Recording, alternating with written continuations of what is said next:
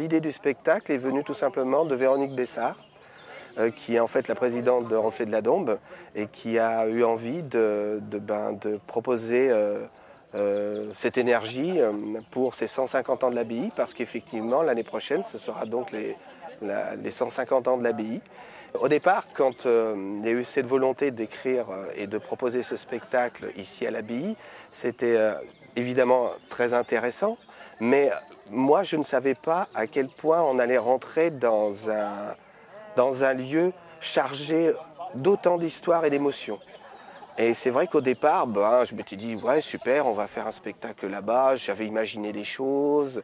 Et puis très rapidement, me plongeant dans les récits, en rencontrant bien évidemment René de Ladonchamp, qui a été en fait un personnage qui nous a conduit aussi, qui m'a conduit à pouvoir écrire ça, et qui m'a donné beaucoup de précisions, continuellement, tout le long.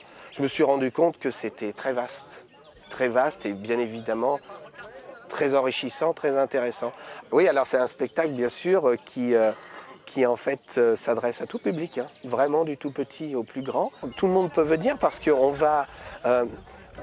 tout a été écrit de manière à ce que ça ne soit pas lent, pas fatigant. 150 ans d'histoire aussi prenante en 1h15, on ne va pas s'ennuyer, c'est impossible. Et les scènes sont très rapides. Il y a la musique de Serge Folly qui compose très très bien et qui est un vrai partenaire artistique parce qu'il comprend très bien ce que je fais et je comprends très bien comment il fait les choses. Et donc ça marche et ça va être super. Donc les gens ils vont pouvoir se faire plaisir, de la musique, beaucoup de choses.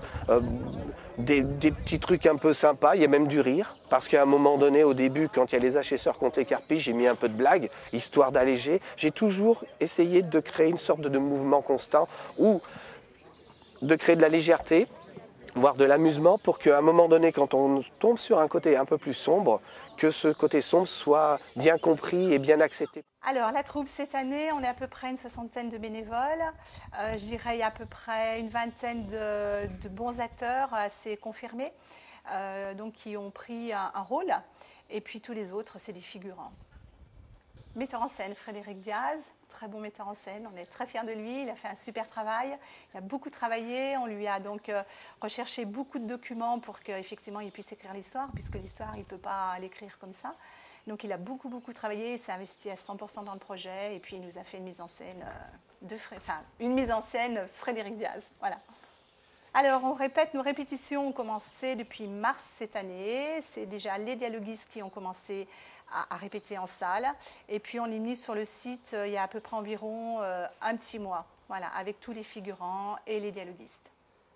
Alors c'est pour les Journées du patrimoine, c'est le 13 et le 14 septembre 2013. Ça va commencer vers les 20h. On attend beaucoup de public. C'est toute une. Alors, il va y avoir. En fait, c'est un spectacle qui est en deux parties. Il y a une partie qui est jouée par les acteurs de Reflets de la Dombe, qui est en extérieur, et une partie où il y a un concert dans l'église après ou en même temps. C'est-à-dire que s'il y a vraiment beaucoup de monde, on sera obligé de diviser donc le groupe en deux parties. Une partie extérieure, une partie intérieure, et puis après il y aura une déambulation. Les gens qui seront de l'intérieur iront voir les gens jouer à l'extérieur.